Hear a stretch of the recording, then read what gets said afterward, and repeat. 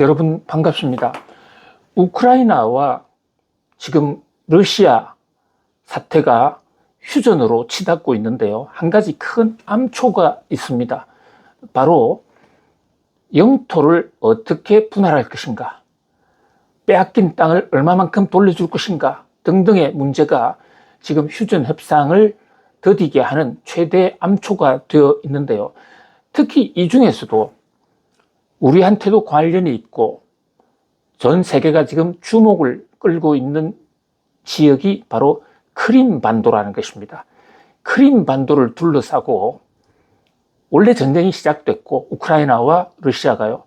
또 지금 휴전을 하는 과정에서 트럼프 대통령께서 이 크림반도를 러시아에게 완전히 줘라 이렇게 주장을 하고 있는데 젤렌스키는 죽어도 안 된다 이렇게 버티고 있거든요. 자, 이 대목이 앞으로 우크라이나 러시아의 종전, 또 그로 인한 전쟁 특수 이런 것으로 연결되는 하나의 중요한 열쇠가 되겠지만, 또 나아가서 여기는 트럼프 대통령의 중국 견제라는 엄청난 전략이 숨어 있습니다. 자, 크림반도를 보면 세상이 보인다라는 얘기가 나올 정도로 매우 중요한, 적어도 지금 현 상황에서는요, 그런 각도에서 세계 경제에도 큰 영향을 미칠 수 있는 이 우크라이나 러시아 전쟁에서의 크림반도 전쟁, 이 대목을 오늘 집중적으로 좀 분석을 해 보겠습니다. 자, 크림반도 어디 있느냐? 자, 지구를 한번 보시오. 여기 지금 여기 점을 찍어 놨습니다. 여기가 우크라이나하고 러시아하고의 국경선 지역인데요. 요 바로 밑에 있는 바다, 이 바다가 흑해입니다. 바다가 뭐 완전히 검정색으로 되어 있는 것이 아니라 그 밑에 일부 지역에 그 지층에서 검은색이 좀 있는 건 한데, 어쨌든 이름이 흑해입니다. 이 흑해가 왜 중요하냐? 여러분, 이 러시아를 한번 보세요. 러시아라는 나라가 엄청나게 큰 나라입니다. 이 역사 이래요. 러시아 슬라브 쪽들이 계속 남하하려는 것을 영국, 앵글로색슨들이 내려오지 못하게 계속 막으면서 그레이트 게임이라는 계속적인 긴장이 유지되어 왔습니다. 남하하려는 슬라브족과 또 내려오지 못하게 하는 앵글로색슨 쪽의 싸움. 그런데 이 러시아는 엄청나게 큰 나라긴 한데 대부분 동토, 얼음이지 않습니까? 특히 북쪽으로는 바다가 많은데 대부분 얼어 있어요. 배를 띄울 수가 없습니다. 해군을 작동하기가 어려운 구조적인 취약점이 있는 것이죠. 그래서 한번 바다 있는 곳으로 나가볼까 해서 동으로 나갔던 거 아닙니까? 동으로 나가서 여기 블라디보스톡, 부동항 블라디보스톡. 이 블라디보스톡에서 대마도 쪽으로 이렇게 뻗어보려고 했는데 영국이 이까지 와서 영국이 일본을 도와주죠. 러일 전쟁 당시에 일본을 도와줘가지고 여기 차단되잖아요.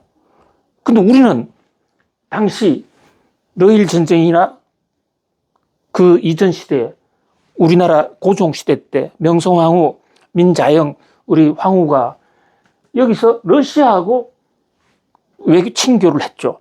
좋다 나쁘다가 아닙니다. 역사적 사실을 얘기하는 겁니다.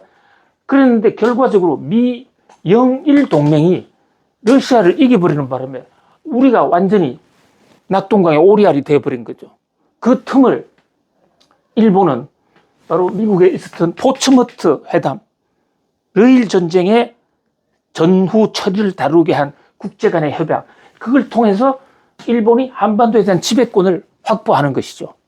결국은 슬라브족과 앵글로색슨족의 세계에서의 그레이트 게임, 이 용어입니다. 학문적 용어예요. 이 그레이트 게임의 동쪽 폭발에서 우리가 줄을 결과적으로 잘 못 쓰는 바람에 우리는 나라를 잃었던 것이죠. 자, 그런 중요한 현안이 있는데, 그만큼 러시아 입장에서는 바다로 나오는 게 다급했는데, 러시아의 서쪽 한번 보세요. 유럽 국가로 다 막혀져 있다고요. 나올 데가 없잖아요. 동쪽도 이렇게 일본에 막혀 있고, 그리고 사실 동쪽은 안 막혀 있다 하더라도 슬라브 쪽의 본산인 이 모스크바에서 대륙 횡단 철저를 넘어오기가 이거 자체도 쉽지가 않아요. 시베리아 벌판을 거쳐오기도 쉽지가 않습니다. 그래서 어떻게 하든지 유럽에서 좀 바다를 나가보고 싶다 하는데 배를 띄울 수 있는 데가 유일하게 바로 이 흑해입니다. 지금 말씀드린 이 흑해. 흑해가 여기서 구멍이 나 있습니다. 여기서 구멍이 나와서 지중해를 거쳐서 이렇게 대서양으로 나올 수 있어요. 바로 러일 전쟁 때 1905년에 터지지 않았습니까? 그때 러시아가 훨씬 더 강력한 나라이면서 일본에게 왜 졌느냐? 자, 러시아가 여기 있던 러시아 함대를 발진을 했습니다. 그 함대가 한 서너 달 내에 왔다면 일본이 괴멸당했을 수도 있어요. 그런데 이 함대가 못 오도록 여기서 영국이 방해 공작을 합니다. 그래서 이 배가 나중에 이렇게 돌아서 이 수에즈 운하 통과 못하고요. 이렇게 돌아서 여기 왔을 때는 이미 상당 기간이 지나 있었고 특히 러시아 함대 내부적으로 기신맥진해 있은 그 상태에서 바로 대마도와 부산 앞바다에서 일본이 러시아 함대를 괴멸시킵니다. 그리고 일본이 뜨고 러시아는 망한 그런 역사가 있었죠. 자, 그런데 요 중요한, 그러니까 부동항이 아닌 러시아가 바다와 접합, 배는 육지에 올릴 수가 없잖아요. 바다에 정박시켜놔야 되잖아요. 다른 지역에서는 정박해 놓을 곳이 없습니다. 해군이 있더라도. 근데 유일하게 흑해인데, 원래 이 흑해가요, 러시아 게 아니었습니다. 요 한가운데 크림반도라는 곳이 있어요. 크림반도. 이게 지금 러시아와 바로 우크라이나가 서로 자기 영토하겠다, 따먹겠다고 전쟁한 곳이 크림반도. 지금 러시아가 실제 점거를 하고 있습니다. 점거를 하고 있는데 국제법상 인정을 받지 못하기 때문에 이거 돌려내라 하는 것이 지금 젤렌스키의 입장인 것이죠. 그런데 지금 트럼프가 아니야, 이거 돌려줘, 러시아에. 그 대신 우크라이나는 우리가 경제 원조해 줄게 이러는데, 젤렌스키 입장에서 이거를 뺏기면 실제적으로 뺏겼다 하더라도 외교 서류에 우리 포기한다고 도장 찍어버리면 끝난단 말이죠. 젤렌스키는 죽어도 못하겠다 하기 때문에 이 문제가 좀 충돌이 되어 있는 것입니다. 자, 그런데 이 크림반도는 역사책에도 많이 나오죠. 크림반도 전쟁이라고요. 여러분 혹시 알래스카 가보셨나요? 우리나라가 지금 알래스카에 LNG 개발하는 거, 트럼프 대통령이 북극에 있는 LNG가 지금 많이 발견이 됐거든요. 그것을 이렇게 알래스카 종단을 해서 여기서 이렇게 끌어와서 여기 앵커리지가 있습니다. 앵커리지 바로 옆에 항구, 여기에 그 송유관을 만들고 여기서 한국, 일본, 대만이 사가. 이게 지금 트럼프 대통령의 거대한 구상이라고요. 관세 정책에 때린 목적이기도 해요. 자, 요거 해주면, 이거 송유관 만들어서 요거 사가면 너희들한테는 관세 폭탄 좀 덜 때릴게. 이게 지금 트럼프의 노골적인 공개적인 요구예요. 근데 문제는 여기가 너무 춥고 얼음 속을 통과해야 되는 이 송유관, 과연 건설할 수 있을 것인가? 특히요, 이게 얼음이 녹으면서 시각 변동이 생기니까 지금 여기도 몇 개 송유관이 있는데 그 송유관이 무너져 내리고 있거든요. 뭐 이런 등등의 문제로 해서 미국의 엑슨 모빌 같은 데서 여기 사업하다가 타당성 없어 하고 철수해 버렸어요. 아무튼 그것을 하라는 건데, 뭐 우리가 기술이 더 좋으면 할 수도 있겠죠. 어쨌든 왜 지금 갑자기 크림반도 얘기하다가 알래스카로 왔느냐? 자, 이게 다 연결이 돼 있습니다. 결국은 다 연결이 돼 있어요. 크림반도를 원래 터키가 갖고 있었습니다. 그런데 이 지배권을 둘러싸고 러시아와 터키가 전쟁을 했는데, 한때 이 터키를 영국이 점거하고 있었거든요. 그러니까 터키와 영국의 전쟁은 곧 영국과 이 러시아의 전쟁이다. 그러니까 러시아와 터키의 전쟁은 영국, 터키 연합군과 러시아의 전쟁일 수도 있죠. 그래서 전쟁이 엄청나게 세게 붙었습니다. 결과로 당시에 영국이 이 땅을 뺏어버렸습니다. 그러니까 러시아가 차지 못했죠. 러시아의 해군력이 완전히 흑해에서 추방되는, 러시아의 해군력은 완전히 제로가 되는 엄청난 참혹사인데, 바로 이때 전쟁이 오래 계속됐고 전쟁에 돈이 많이 들어갔거든요. 그러니까 러시아 경제가 파탄 지경에 이르는 겁니다. 그래서 그 전비 마련하려고 러시아가 이 알래스카를 원래 러시아 땅인데 미국에 팔아버린 거예요. 얼마에? 750만 달러예요. 우리가 그때 살았더라면 이거 샀으면 굉장히 좋았을까 하는 이런 아쉬운 생각을 많이 하는데, 근데 이 땅이 왜 러시아께 됐느냐? 요거와 요거 건너가는 요 바다, 이것을 베링해라고 그럽니다. 베링이라는 사람이 이거를 발견했어요. 이 바다도 베링이 발견했는데, 이 사람 덴마크 사람이거든요. 덴마크 사람인데 자기가 발견해놓고 왜 러시아에 줬느냐? 자, 이 베링이 탐험단을 만드는데 자기가 돈이 없으니까 원래 덴마크 왕실에다 얘기했어요. 우리가 이거를 개발하자. 근데 덴마크 왕실에서 돈도 없는데 그런까지 저 멀리까지 어떻게 신경 쓰느냐? 그런데 베링이 모스크바를 찾아가서 표토로 1세, 표토로 대왕을 만납니다. 그래서 내가 이거 탐험할 테니까 탐험하고 이 소유권은 러시아로 주겠다. 사실 탐험이 될지 안 될지 모르는 위험한 상황 속이었는데, 표토로 제독 입장에서는 바다가 있는 쪽으로 나가고 싶은 거 아니었습니까? 그러니까 알래스카를 먹고 싶었죠. 물론 여기는 추워서 겨울에는 또 얼어버리기 때문에 완전한 부동항은 아닙니다. 그런데 크림 전쟁 때, 아니 크림도 뺏길 것 같고 못 차지할 것 같아 이러니까 마침 이때 미국이 이걸 사겠다고 그러니까 750만 달러에 덜컥 팔아버린 겁니다. 만약에 이때 러시아가 팔지 않았다면 지금 미국은 완전히 러시아의 지붕 아래에 살고 있는, 러시아 핵폭탄의 지붕 아래에 살고 있는 그런 형국이 됐겠죠. 그러니까 결국은 크림반도 먹으려고 알래스카까지 팔았는데 못 먹었죠. 근데 2차 대전이 끝나면서 이 터키가 그 1차 대전, 2차 대전 때 줄을 잘못 섰다가 오스만 터키가 없었잖아요. 1차 대전 때요. 그러면서 이 터키가 러시아로 넘어갔는데, 러시아가 우크라이나로 분할이 되면서 이게 우크라이나 땅이었거든요. 근데 이것을 푸틴이 그냥 강제로 좀 뺏어 있고, 이게 사실은 전쟁의 시작이었다. 이렇게 볼 수가 있습니다. 자, 그러면 이 대목에서 한 가지 큰 의문이 생기죠. 왜 트럼프 대통령은 남의 땅, 크림반도를, 그것도 적국인 러시아에 넘기려고 하느냐? 여기에 트럼프의 웅대한 세계 변화 전략이 있는 것입니다. 혹시 여러분들 헨리 키신저라는 분 아세요? 헨리 키신저.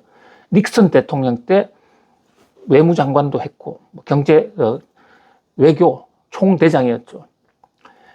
이 양반이요, 그 당시 미국의 가장 큰 관심사는 소련을 때려잡는 거였습니다. 동서냉전 체제 속에서 유일하게 미국의 위협은 러시아였고, 저 러시아 때문에 살지는 못하고, 당시에 이름은 소련이었습니다. 소비에트 연방공화국. 지금 러시아 플러스 동유럽이 다 뭉쳐진 거대한 나라였습니다. 세계에서 제일 큰 나라였죠. 사실 그 소련이 북한을 도와주는 바람에 지금 북한의 김일성 후손들이 지금 체제를 형성하고 있기도 하기 때문에 우리나라하고도 뭐 직접적인 관련이 있죠. 우리나라 6.25도 결국은 그 소련이 배후로 작용했다. 뭐 학문적 결과가 속속 나오고 있지 않습니까? 자, 어쨌든 당시 닉슨 대통령 때 헨리 키신저가 어떤 생각을 했냐면요. 소련을 잡아야 되는데 소련의 경제적 기반이 대부분 중국에서 나왔어요. 또 당시에 중국은 세계와 아무하고 또 교역을 하고 있지 않았습니다. 오로지 러시아하고만 교역을 했습니다. 사실 중국이란 인민공화국이 설립된 게 러시아 덕분이기도 했죠. 그런데 이 러시아의 빈약한 경제적 기반을 중국이 다 만회해주면서 이 두 나라가 사실 한 나라처럼 행동했단 말이죠. 그래서 바로 헨리 키신저 갈라치기 해야 된다. 닉슨을 데리고 베이징을 찾아갑니다. 미국이 도와줄 테니. 미국이 도와줄 때 소련과의 관계 끊어라. 당시 중국도요, 1980년대 정도 와서 이 국경선 분쟁 때문에 러시아하고 사이가 좀 안 좋았어요. 그때 중국의 당시 주얼레라든지 중국의 지도자들이 결단을 내립니다. 그래, 미국하고 하자. 그래서 미국하고 수교를 했고 WTO 가입을 했고 서방 체제로 한 80% 들어온 거예요. 사회주의를 하지만 서방 체제가 됐단 말이에요. 자유시장 경제 하면서.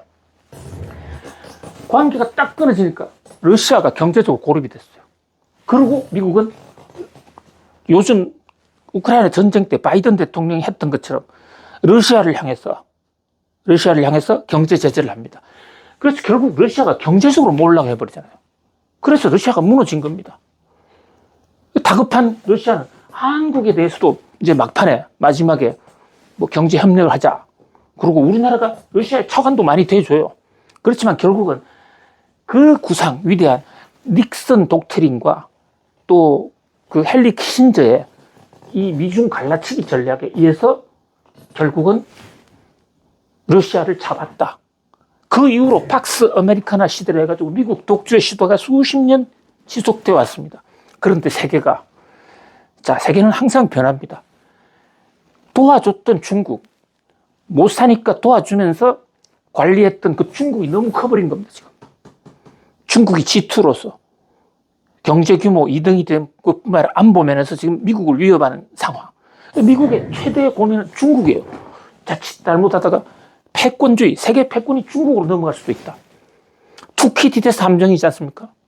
이 신흥국이 뜨면 미국은 죽는다. 이게 미국 사회에, 미국 지식인들 사이에 공포, 아주 확산이 되어 있는 겁니다. 그렇다 보니까 트럼프 대통령 입장에서는 판을 한번 흔들어 봐야 되겠다. 그러니까 트럼프가 관세 폭탄으로서 브레튼 우즈 체제를 흔들고 있다고 그러면 또 하나의 외교 안보적인 측면에서는 중국을 견제하는 방법은 뭐냐? 지금 러시아가 상당히 경제적으로 피폐합니다. 겉으로는 안 그렇진 같지만 우크라이나 전쟁하면서도 죽어가는 사람들이 상당히 경제적으로 어려운데 이번에는 러시아를 도와주면서 러시아 보고 중국 지원하지 마. 역갈라치기인 거죠, 이번에는. 45년 전에는 중국하고 미국하고 편이 돼서 러시아를 잡았는데 이번에는요, 트럼프가 러시아하고 붙음으로써 중국을 무력화시키자. 이런 구상을 하고 있는 겁니다. 자, 이 대목, 동서냉전적 사고를 가시는 분들은 이해가 잘 안 될 거예요. 러시아와 미국은 원수인데 어떻게 붙어? 45년 전에도 그랬습니다. 중국하고 어떻게 붙냐고요. 그런데 한 단계를 뛰어넘어 버리는 거죠. 적은 우리 친구다. 중국을 무너뜨리기 위한 가장 좋은 방법은 러시아에게 몰아주는 거다. 몰아주기 위해서는 러시아하고 관계를 해서 러시아한테 뭔가를 줘야 되잖아요. 러시아가 제일 원하는 게 뭐냐? 바로 크림반도다. 이 크림반도라는 게요, 크림 전쟁, 크림반도라는 게 아이스크림 아니에요. 원래 이 크림이란 말은 세례할 때 요 세례 요한이 예수님한테 뭐 물을 이렇게 부어주면서 세례하지 않습니까? 그때 기름 부은 자 할 때 그때 발라주는 기름의 일종이 크림이라는 게 있었는데 이 크림반도에서의 크림은 그 말도 아니고 크리미아에서 옛날에 이 지역 사람들이 쓰던 뭐 지명 이름이었다고 그래요. 그 어원은 아무리 찾아봐도 잘 안 나와요. 어쨌든 그 크림, 먹는 크림이 아니라는 것이죠.